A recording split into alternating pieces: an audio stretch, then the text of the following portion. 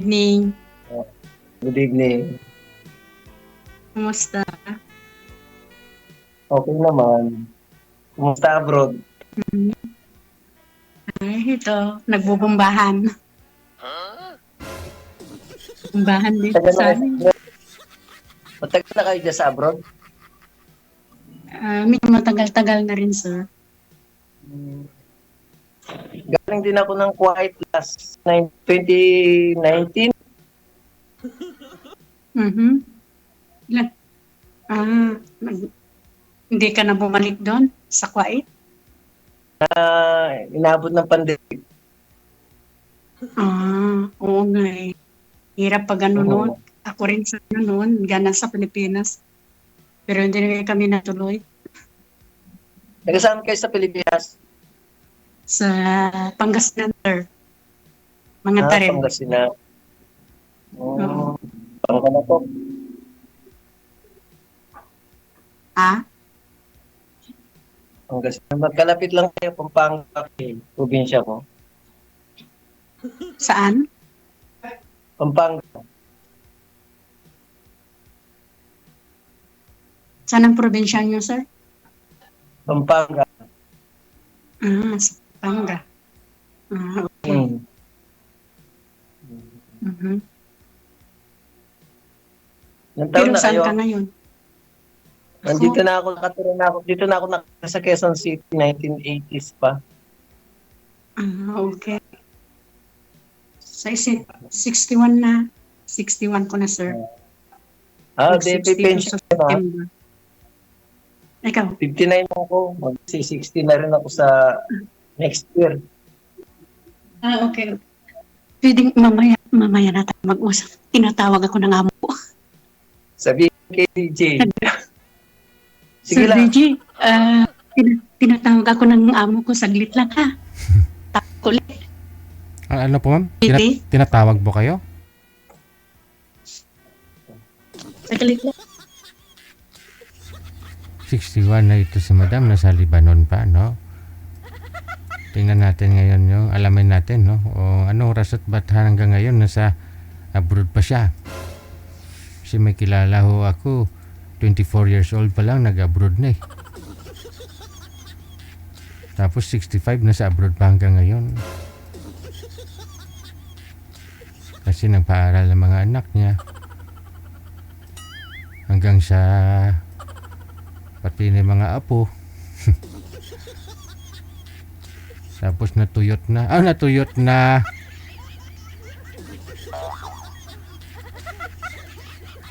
Babalik pa ho kaya yun si madam? Baka mukhang nagluluto pa ho kasi. 61 si Madam Maria, no? Ikaw ho, sir, ilang taon po kayo, sir? 59. 59. Okay lang po sa'yo yung edad ni madam? Ilang taon? Itigap Okay ninyo? naman. Okay naman.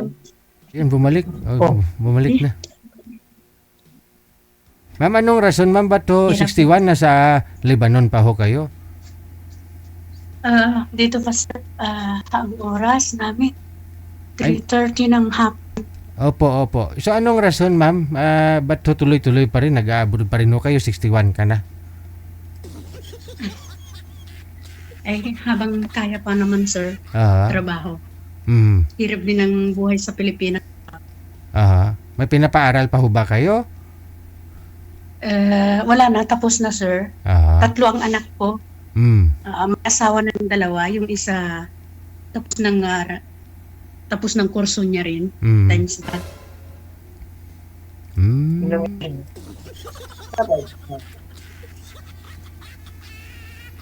Ayun no, si sir, kausapin niyo po ma'am. Tanungin niyo po. Okay, sir.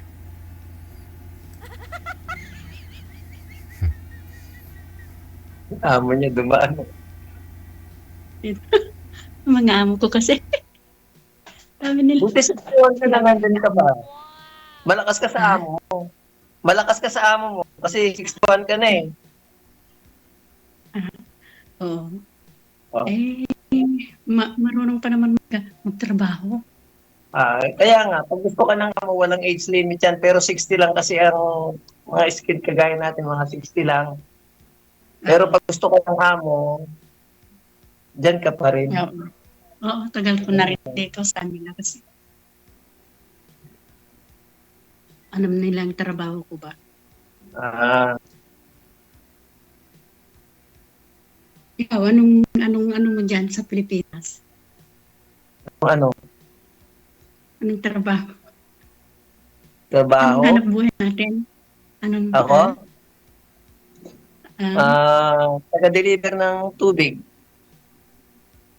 okay. Ilan ang anak mo? Anak? Isa lang yung naging anak ko sa tunay kong asawa. Oo, bakit may pangalawa na? Meron naman. May pangatlo pa nga yata, pang-apat, pang-lima, parang gano'n. Kasi lagi ako sa abroad. 1992, nag-abroad na rin ako. Ano po nangyari, sir? Nakailang asawa po? 2019. Ilang bisis po kayo nag-asawa, sir? Oo. Hindi naman nag-asawa eh. Kumbaga, nakakarelasyon lang naman. Ganon. Ilan po anak lahat ninyo, sir? Sa una, isa. Tapos, pangalawa, isa. Mhm. Diba yan? Dalawa yata. Tapos, pangatlo, isa. Pang-apat, isa. Pang-lima, isa. Oo. Mga gano'n. Pang-anim yata, may pang-anim pa. So 5 Pero po. nagbibigay naman ako ng sustento. Hindi naman ako yung... 5 po lahat. 5 po. Nawala. Nawala na siya, ma'am. Teka lang. Hindi ko nawala. Sa una niyang asawa, yun pong pinakasalan niya siguro, ibig niya sabihin, meron po siyang isang anak. Pero after po noon, 4 na bisis pa po siya nag-asawa. No? Na may tagi-isang anak. Aba, Tige-isa. hindi niya masabing asawa siguro, sama-sama lang. Yun po yung gusto niyang tawag doon eh. Nagsama lang sila, nag-live-in. Okay.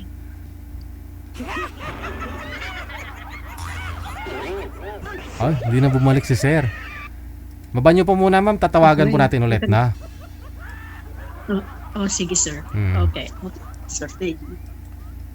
Siguro maganda yung tubig ni sir, kaya may alkaline plus vitamin C yung tubig niyang dinideliver.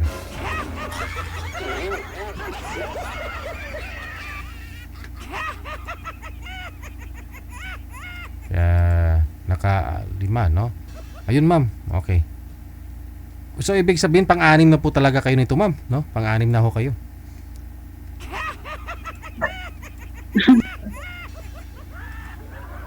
Pang-anim na. Aba. Hindi, alam mo naman kasi minsan kasi sa abroad. Eh.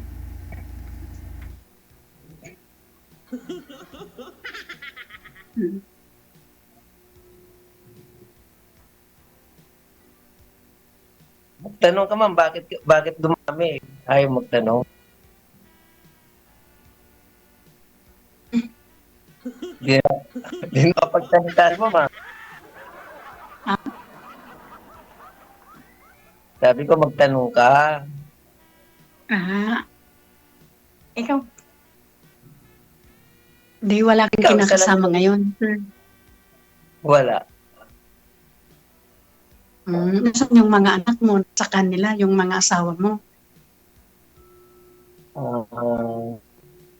Saan na ba? Yung panganay ko, nasa US na siguro yun. Pangalawa, nandito lang sa Pilipinas. Hindi, wala akong kasama sa bahay.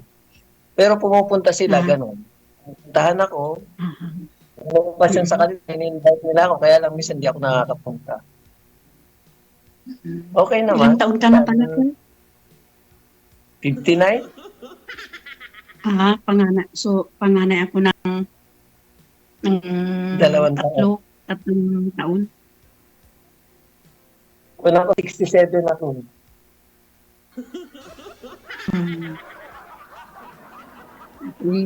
Mag-62 na sa September. Wala naging asawa mo, isa lang. Oo. Hindi ka nagka-boyfriend? Hindi. Kasi 1989, hiwalay na ako sa asawa. Dami kasi.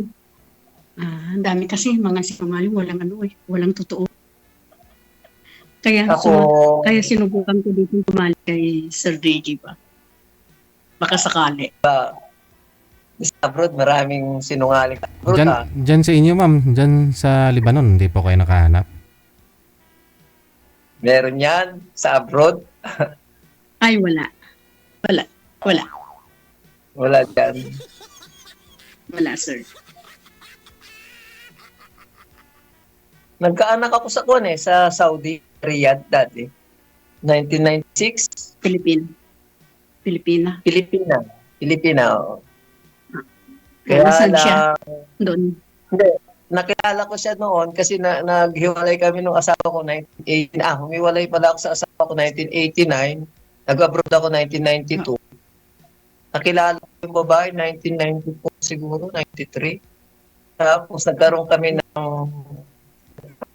kasi malakas ako sa amin nung nasa Saudi ko. So, Ay, nagkaroon ako ng asawa doon. Ang Mm. problema, nakulong ako. Ayun lang. Ba't nakulong, sir? Nakulong ako, nag-asawa Ang siya ng dahilan, ibang lahi. Nag-asawa siya ng Turkey, pero may anak kami. Nag-asawa siya ng Turkey nung nakakulong ako. Ba't ho kayo nakulong, sir? Mm. Pwede ba sabihin yung kaso? Oo naman. Naging freelancer kasi ako sa Saudi. So, gumawa ako ng alak. Okay. Ay, nahuli ako yung iblahi kasi may utang sa akin, sinisingil siya. Siguro galit. Sinumbong ka. Tumawag ng tawa. Paghatid ko ng alak sa kanya, dinampot na ako. Kasama ko yung anak ko noon. 6 months yung anak ko nung makulong ako eh. Ano po yung ginagawa niyong alak? Anong ginagawa niyo, sir? Mga grapes lang, prutas, gano'n? Yung yeast, binababad na may asin, may asukal pala, yeast at saka asukal. Tapos may ubas din, pampasarap. Tapos ini-steam ko yun.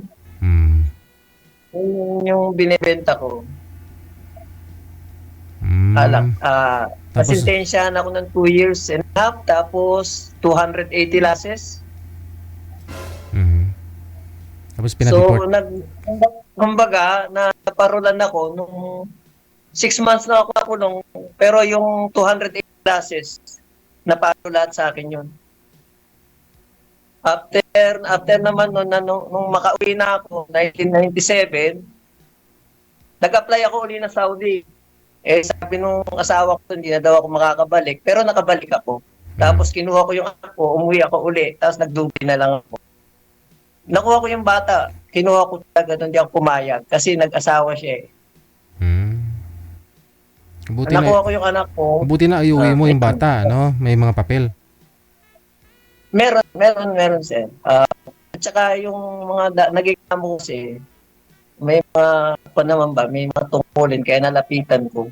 Kaya nakabalik ako, nawalan yung ako, nakabalik ako. Tapos kinuha ko yung anak ko sa kanya, ayaw nga niyang ibigay, kaso may asawa siya. Pinilit kong kinuha, kinausap ko yung amo niya, tapos inatat sa visa ko yung anak ko, dinala sa Riyadh, ng Pilipinas. Tapos abroad na naman ulit. Dubai na naman. Talaga. Yung, Dami ang abroad na. Tapos, hindi ako tumingin 2019. ano ginawa niyo sa Dubai, sir? Nung doon na kayo? Dubai, heavy equipment operator ako sir. Hanggang 2006. Tapos nag-resign ako. Nag-apply na naman ako, nakapunta ako sa Caledonia, yung French colony. Tapos nagka-girlfriend din ako doon, kaso yung kumbaga, di rin sinuwerte kasi nga lagi ako sa abroad eh. Tapos pag uwi ko, nakipaghiwalay na ako. Nagsama kami nung asawa ko 2009. Nagkita kami sa Pilipinas ng asawa after 20 years.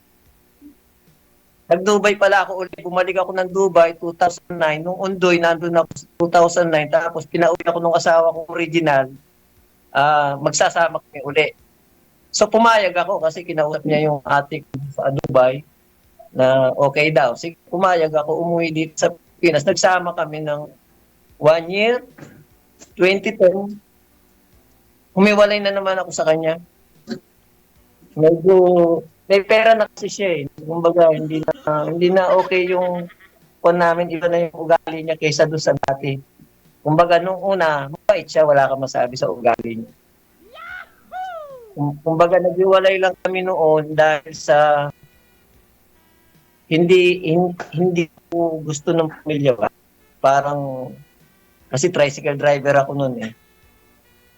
So parang hindi, kahit na naikasal ako, parang di pa rin sila komportable sa akin. Kaya humiwalay ako. Tapos ang ginawa ko nung makipaghiwalay ako ulit sa kanya 2010, 2011, nag-abroad na naman ako ng Kuwait. 9 years naman ako doon. Every treatment din ang trabaho ko. Yun yung, kaya magulo yung kwan. Pero overall, sir, 5 po yung anak ninyo. Magkasama po ba lahat yung mga anak mo ngayon? Hindi. Napag-meet ko naman yan eh, kasi pag nagbigay ako sa isa, lahat yan eh. Nagbibigay ako sa pinakapanganay ko, tapos bibigay niya yung mga kapatid niya, para nga mag-meet sila. Kaso nagalit yung mami niya na bakit ko daw inaalila yung anak ko sa kanya, inuutusan ko. So natigil yun. Kasi pag nagbigay ako sa isa, lahat para parehas. Hindi ako nagkuko na kung sino-sino lang. Basta ako nagbibigay ako. Nang pag-convert po kayo, sir, Muslim po kayo? Nung time na nakakong ako, na nagbalik Islam ako, kaso hindi ko nawala yung tihada ko kasi kaya hindi ko na na-continue yung. Kaya natanggal lahat yung kuwang ko kasi may nag-sponsor sa akin dahil nakita nila na okay naman yung Performance. Islam ko. Kumbaga, nagustuhan nila yung kuwang ko. Hindi kagaya ng iba minsan kasi ginagamit lang. Pero ako talaga, lahat ginawa ko yung kanila. Sumunod talaga ako lahat. Kaya may nag-sponsor sa akin. Kaya tinanggal nila yung kaso ko sa Saudi. Nakabalik ako. Bumalik lang ako doon. Nagtrabaho ako. Tapos mga 6 months lang, kinausap ko yung amo ko. Nagustuhan yung trabaho ko. Sabi ko, may anak ako sa Riyadh. Kasi sa Damam ako eh.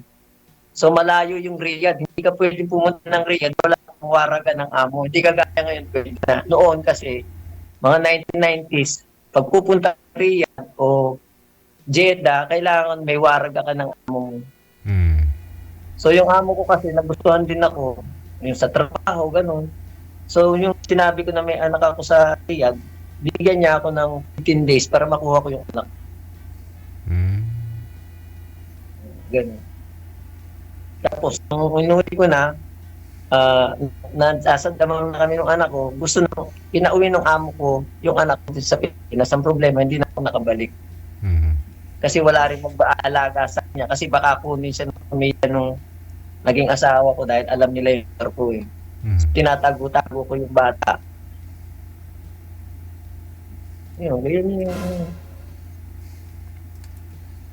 Pero lahat po yun, sir, Pinay po yung naging asawa mo, ha?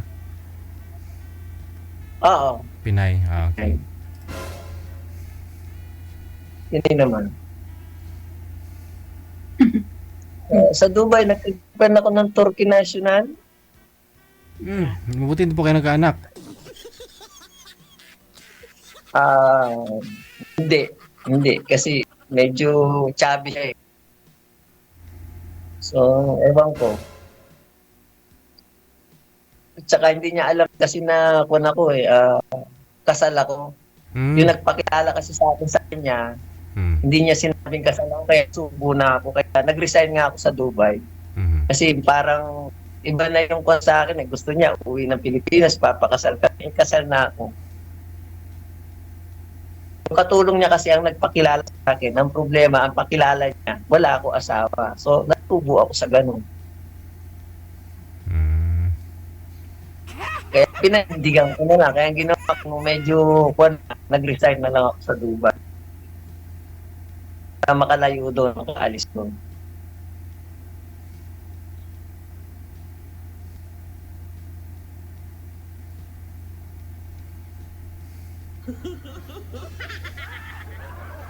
Pamulog si mama.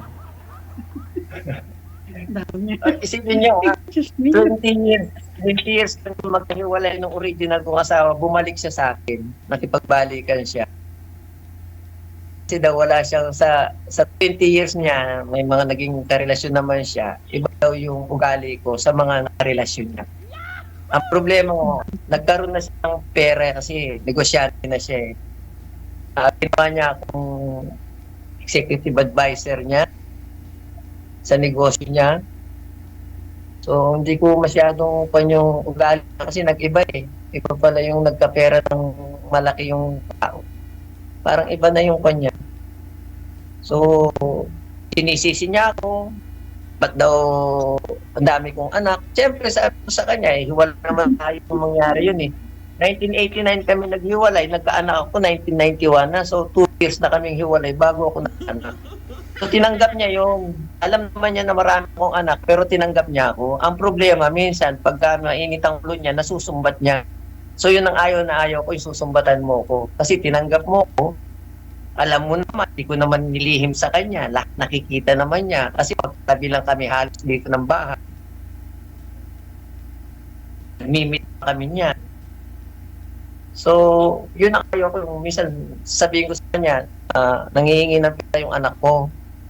Siyempre, sa trabaho, wala ako sahod. So, may anak ako lumalapit sa akin. Siyempre, mo mathematician, anak mo. So, ilalapit ko sa kanya. Nagagalit siya minsan sa akin na, anak-anak ka kasi, gaganon siya. So, parang sabi ko sa kanya, siguro, sauran mo ako ng 50,000. Yung 50,000, 30,000 sa'yo, yung 20,000 doon sa mga anak sa iba. Di ba? Kailangan pabigyan ko rin sila eh. So, ay, ganun ang nangyayari. Kaya nakipaghiwalay ako, nag-abroad ako uli. Mabigyan ko yung iba kong anak. Kaysa naman na, okay, maganda nga buhay mo, paano naman yung mga anak kong iba? So, hindi ko mabibigyan. Siyempre, yung So, ilang bahay taon? ko, yung, sino? Sinong taon? Ilang taon na ang bunso mo? Ang taon na yung bunso ko, sino ba bunso?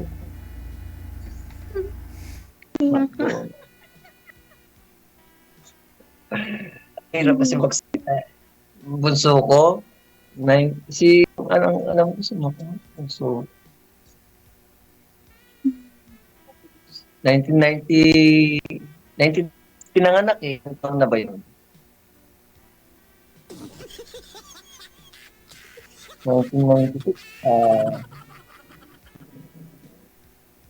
Wala 30 years. 30 years na. Ay, 30 years may old na asawa pala. na. Hindi, may asawa na sir. Wala pa naman siyang asawa, pero may kasama siyang magdadalawa na yung anak nila. Okay naman sila. Bait naman yung girlfriend niya. Tsaka siyempre, pinapayuhan ko rin yung hindi naman ako kagaya ng iba na alam ko naman yung mali ko, alam ko naman yung tama. Saka wala namang kumayaw sa aking babae. Kahit na nagkaroon ako ng maraming karelasyon, wala naman babae sa akin yung humiwalay na may third party. Wala namang ganun kasi minsan ugali. Pag ako minura mo at pinita mo, maghihiwalay tayo. Kasi dapat tanungin mo, kausapin mo kung anong problema. Pwede naman natin pag-usapan. Hindi yung sisigawan mo ko. Pagkakaroon, hindi ka ng sorry. So, wala yun eh. Damage na yun. Diba? Parang hindi naman parang paghihiwalay namin kahit yung una kong asawa. Maayos kami nagsasama ng asawa ko. Kahit yung mga kapitbahay namin, nagulat na lang sila nung hiwalay na kami. Kasi wala silang narinig sa akin, wala silang nakita hindi maganda. Kaya nagtataka sila, bakit kami naghiwalay, tinatanong na anong problema. Wala silang makita problema. Ayoko sabihin yung tunay na problema. Kumbaga, sinakripisyo ko yung sarili ko. Pinagtakpan ko yung iba para wala nang madamay. Ako na lang ang lumayo. Parang ganun. Pero yung away kamo, hindi ako nakipag-away sa babae. Never ako nakipag-away. Kaya kahit sa kanila, pwede kong harapin, pwede kong makita, pwede kong kausapin. Kasi wala akong atraso ba. Hindi ako nagalit sila inaway. Kahit yung Yung naging asawa ko sa Saudi, nagkita kami noon. Alam ko may asawa siya, dalawa. Kinuha ko lang yung wedding ring ko sa kanya. Yun lang. Kinuha ko lang yung... Hindi ako nag-alit sa kanya. Wedding ring. Yung wedding ring lang kinuha ko. Nakita ko suot niya eh. Kaya ako pumili, sabi ko, akin na yan. Kasi may asawa na siya eh. Sayang din, may isang laring pag-uwi ng Pilipinas. Pero nag-try pa rin siya na nung umuwi siya ng Pilipinas, meet kami. Kaya lang ayaw ko na sa kanya talaga. Kumbaga wala na akong pakiramdam ba. Nagsama pa rin kami kasi gusto niya magsama kami. Pero nung magsama kami, naramdaman niyang wala na. Sabi niya, tinanggap na namin na talagang hindi na pwede. Wala nang feelings eh. Pero di ako galit, kaya lang wala na akong feelings sa kanya. Tinanong ko nga siya eh, ano bang meron silang wala ako eh. Kasi cesarean yan eh. Nung anak yan, cesarean yan, 6 na buwan ko rin naalagaan yan. Papunta sa CR. Kasi may edad na siya eh, 38 years old siya. Ako, 27, 28 ako noon. Ano siya, menopause baby na yun, tapos cesarean pa. So, kung siya talaga, kailangan mo siya talagang alagaan, alalayan, lahat. Kaya nung makulong ako, nagulat ako sa kanya, bakit nagawa niya sa akin yun? Buti nung nakakulong ako, merong nakulong na Pilipino na nagsabi sa akin, yung may sasakyan kasi ako doon, nakita daw niya, may ibang lahi ang driver. Tapos may Pilipina, 3, may batang maliit. Sabi ko, baka anak ko yun. Ayun na nga, nagtotoo yun. Kaya doon ko nalaman na may asawa na siya nung nakakulong ako. Kaya nung nakulong ko, hindi ko na siya hinarap. Pag dumadalaw siya, hindi ko na siya kinakausap. Nagkuhan ako, 3 buwan ako hindi nakakain, no? Nag-42 kilos ako. Hindi ka Kasi kumakain. na-stress ako siyempre. Grabe yung dinanas mo, wala ka nung nasa ibang bansa ka, nakakulong ka. Sabi nga sa kanya, kung ang kaso ko sana, babae, okay lang. Kasi ang kaso ko kasi, gumawa ako ng pera. Gusto ko kasi magkaroon kami ng perang malaki, uuwi na kami. Kasi matanda na rin siya eh. Para mag-negosyo na lang kami sa Pilipinas. Parang yun ang plano ko, kaya gumawa ako ng iligan. Kasi freelancer ako eh. Yung amo ko, nirelease niya ako, tapos gumagawa ako ng trabaho pa ako sa kanya. Kumbaga, marami ako sideline. Ang problema, yun nga, sa huli pag sabi nga nung humuli sa akin, may asawa ka, may anak ka, hindi ba inisip yun? Wala na, huli na. Parang, Uy, naubusan na yata ng data. Hop, pag naputol yan. mamuta ka, galit sa anak. Pero yung mga police, good ka pa sa police eh. Pero sa mga mutawa, ayaw talaga nila yun. Uy. Ayaw na. Oh, ayaw na. Nawala na, sir. Nawala na ho siya, no? Pero connected na po kayo niyan dito, ma'am, no? Pag nakaka-online na ho siya ulit, no, pwede kanya i-chat, pwede kanya tawagan, ganoon na rin po kayo. Pwede mo siyang i-chat o tawagan. Okay, sir. No, kasi, sige no? May, ayun, bumalik pa ho, no? Bali, connected na po kayo dito, tuloy-tuloy nyo lang sa off-cam pag-uusap ninyo kasi kinakapos na rin tayo ng oras. No, tuloy-tuloy lang po kayo, ha? Maraming salamat. Okay. Salamat din, sir.